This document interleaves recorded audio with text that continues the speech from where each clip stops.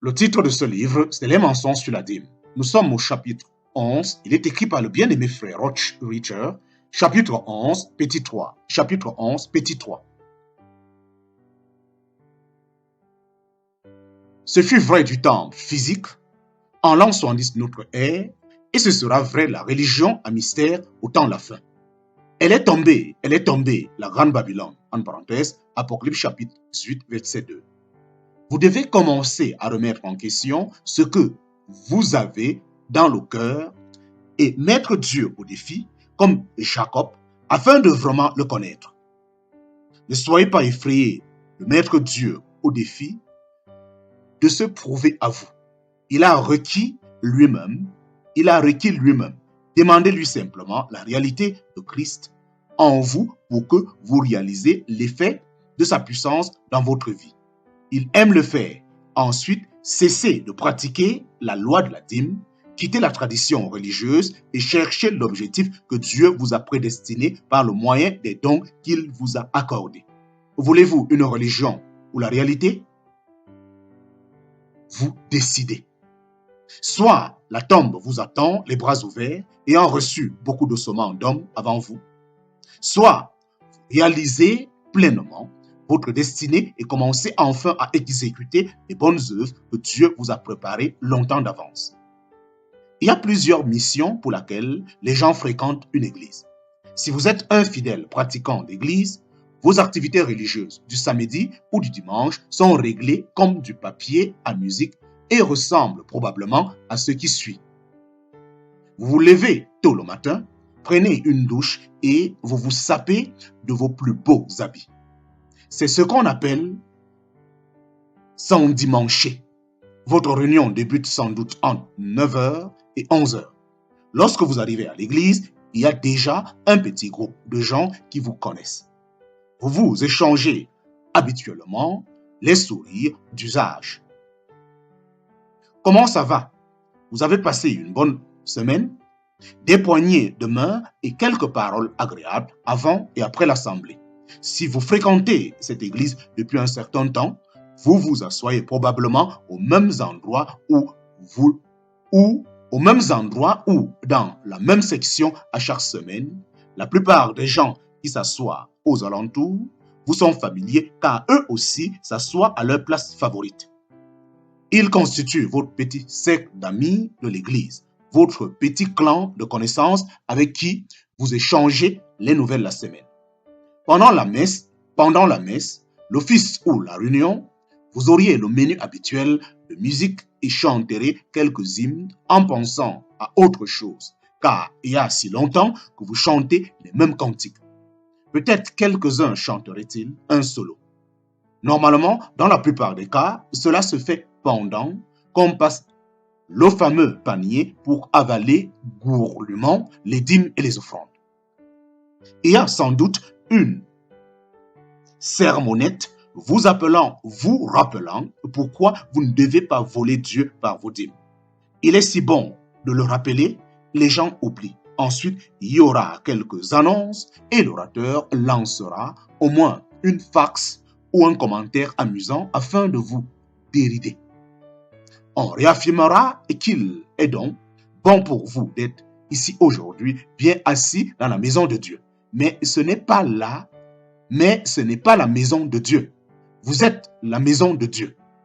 Certains d'entre vous auraient un feuillet où vous pourriez suivre le programme bien huilé de la réunion. De cette manière, vous saurez quand vous asseoir, quand vous lever, quand chanter et quand vous taire, avant de déguerpir. N'est-ce pas merveilleux de voir jusqu'à quel point Dieu semble énuant, méthodique et morne? Qu'est-il arrivé pour qu'on empêche Dieu d'exercer son privilège d'orchestrer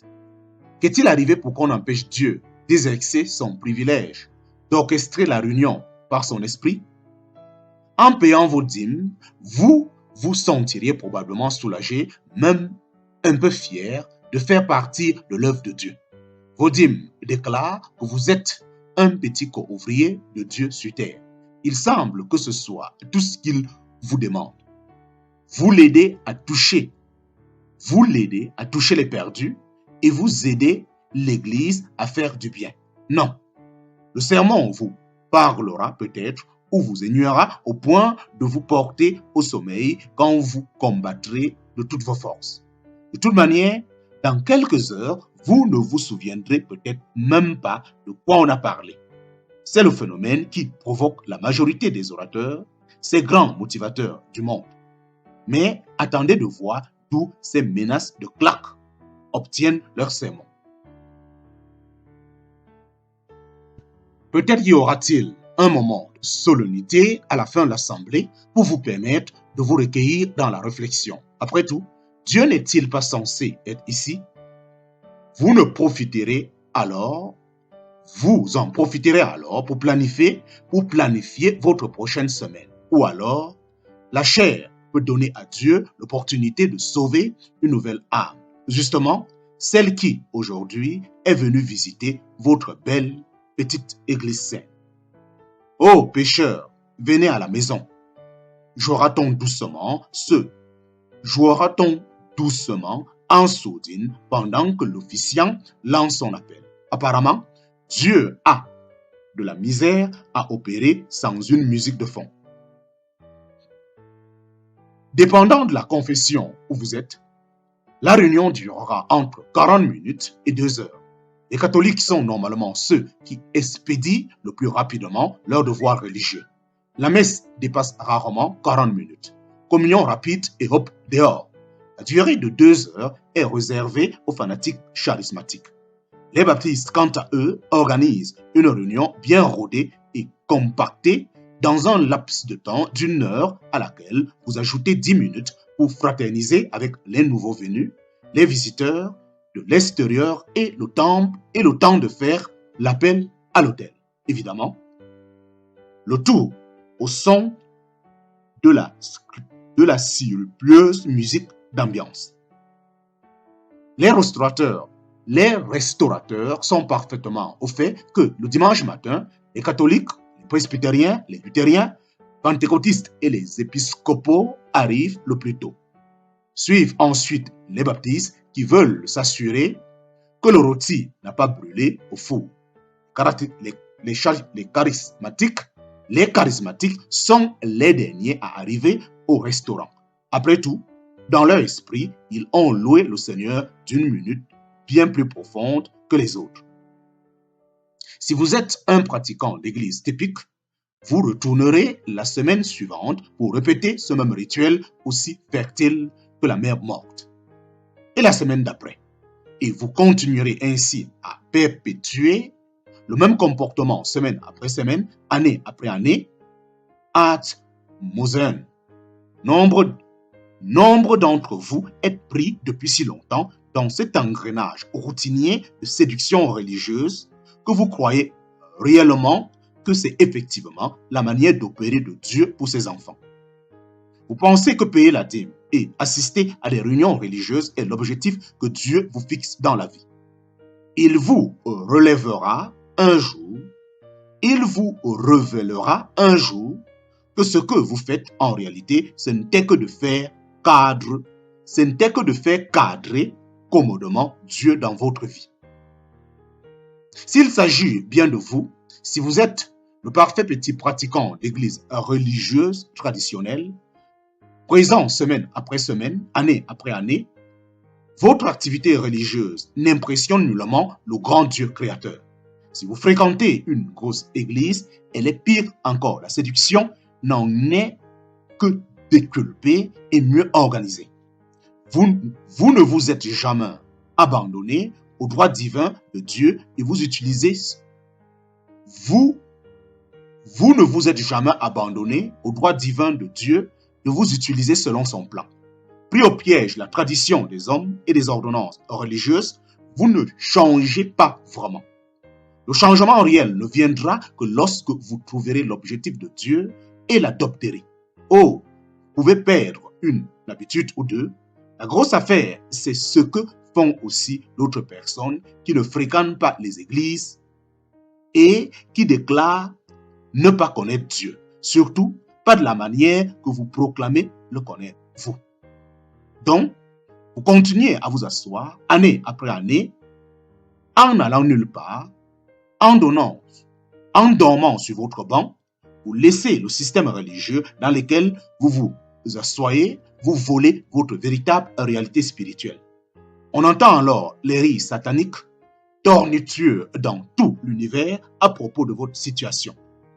Un autre, s'écrie-t-il, oui, un autre privé de la réalité et de l'objectif du royaume de Dieu.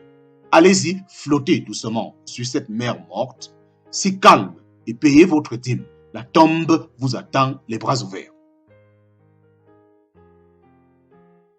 Quand fut la dernière fois vous avez entendu Dieu? Jésus a dit, mes brebis entendent ma voix. Vous pouvez l'entendre. Jésus a dit, mes brebis entendent ma voix. Vous pouvez l'entendre. Votre Père désire vous prendre dans ses bras. Le premier groupe de pratiquants d'église arrivés au restaurant n'a jamais entendu Dieu. Les doctrines et les traditions religieuses qu'ils pratiquent en font la preuve.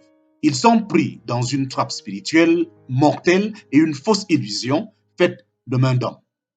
De la mariologie des catholiques à l'ordination des homosexuels par les épiscopaliens, leur doctrine démontre des membres déjà spirituellement morts. Si Martin Luther se réveillait aujourd'hui, il bifferait son nom de l'institution luthérienne et clouerait une liste de 199 items pratiqués par l'homme.